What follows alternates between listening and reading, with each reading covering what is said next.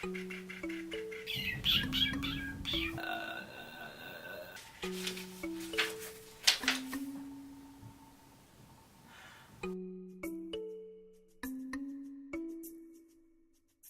up guys, it's Tony and I'm back to do another installment of Geeking Out, and this time I'm doing it on Darren Aronofsky's movie called Mother. I don't know where to begin. Let me start by getting one thing straight. When I watch movies, I feel like I have a very high tolerance for what I'm watching, whether it be weird, disturbing, dark. I feel like for the most part I can sit through something. Even if I don't like it, I will always sit through the end just to see what the whole point was.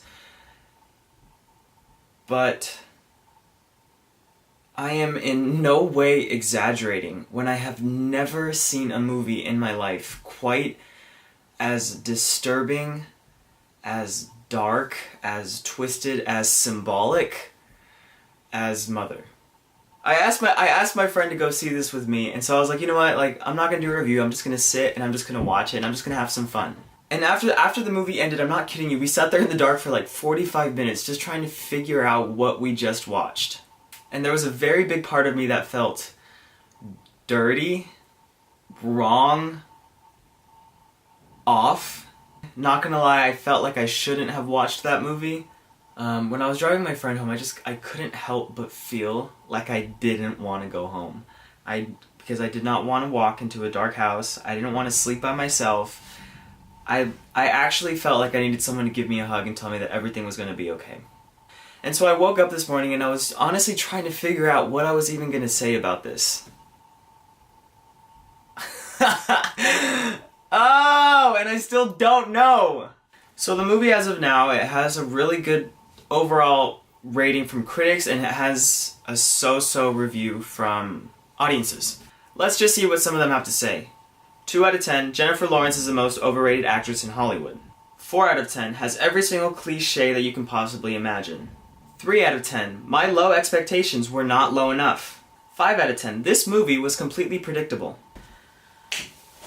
Oh gosh! Please tell me how that movie was predictable. Please tell me how you predicted the second half of that movie when none of it was shown in the trailer. I'm sorry, what cliches are you talking about? And talking badly about Jennifer Lawrence's acting in this, did we watch the same movie? The movie does not go easy on the symbolism and the allegories and the references. Like, no, it doesn't even try to be subtle about them. To the reviews that are complaining about that, it's fair enough if you don't like the film, but to just be complaining about the fact that it was super big on allegories and symbolism and biblical references, like, you're missing the point. And there are also several reviews that are complaining about this movie being too experimental. If you're not experimenting, then you're not creating. So yeah, of course this movie is going to be experimental, but pretty sure that Darren Aronofsky knew exactly what he wanted to say and that he knew exactly how he wanted to say it. I don't know if I can talk about this without giving too much away, but basically there's a lot of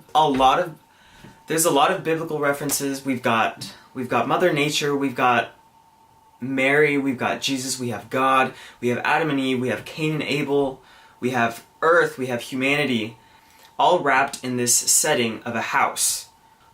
Also, I felt like the first half of the movie represented the Old Testament of the Bible, and the second half of the movie represented the New Testament.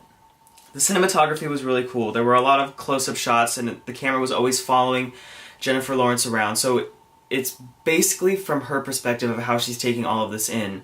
She's always walking around the house, and the camera's always following her, and you're kind of trying to keep up because you're like, is something going to pop out? Because the way that the camera moved, it wasn't always clear. You felt yourself kind of getting stiff, just kind of trying not to jump at whatever was going to happen. And the acting was...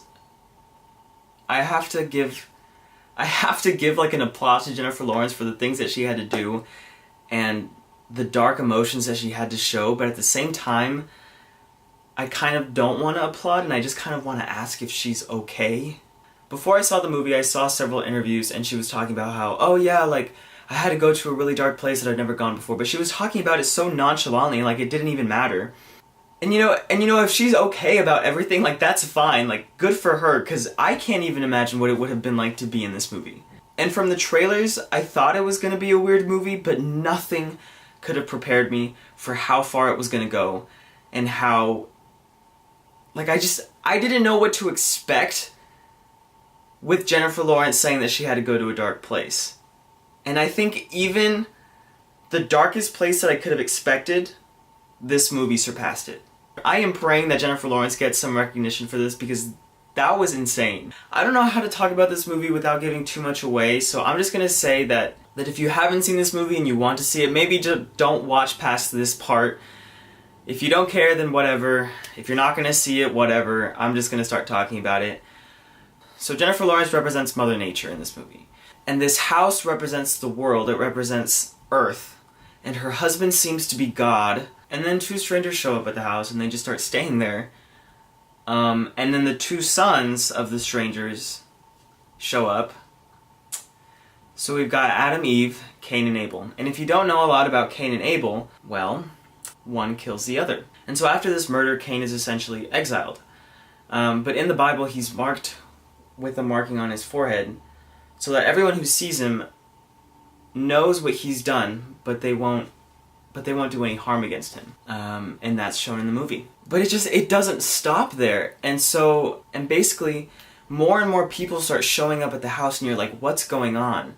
And this is where you start to get really lost, but it becomes kind of clear in the end that the people who are showing up are basically humanity. And Jennifer Lawrence, this is her house. She's basically one with the house. She's going around telling people, like, no, don't do that, don't sit there, it's not prepared yet. Like, because what she's trying to do is she's trying to renovate the house to make it perfect, to make it clean, but it's a work in progress. And so as people come in, they just start tearing it up, and she's going crazy trying to keep the house together. And so it's Darren Aronofsky's view of humanity. Well, I guess it's not just his view, because I agree with it. Humanity is basically destroying the Earth, and the Earth gives us warning signs, like, stop doing what you're doing, stop polluting, stop trashing the planet. And we may listen for a little bit, but then after some time we just go back to doing what we were doing before. And so that's very clearly depicted in the movie. And as the movie continues, he starts to focus on the establishment of religion, of idolship, of obsession. I just don't know if I can stand with the way that he portrayed everything. In an interview with Darren Aronofsky, he said that this movie was open to interpretation. Okay. And the people that were sitting behind me when they were walking out, I couldn't help but hear them say, what was this movie even about? Like, there was no point. No, there was definitely a point. Is it open to interpretation? Sure. But I couldn't help but feel that this was in big part the director's opinion or view of religion or humanity. And I could agree with him on some points, but not on all of them.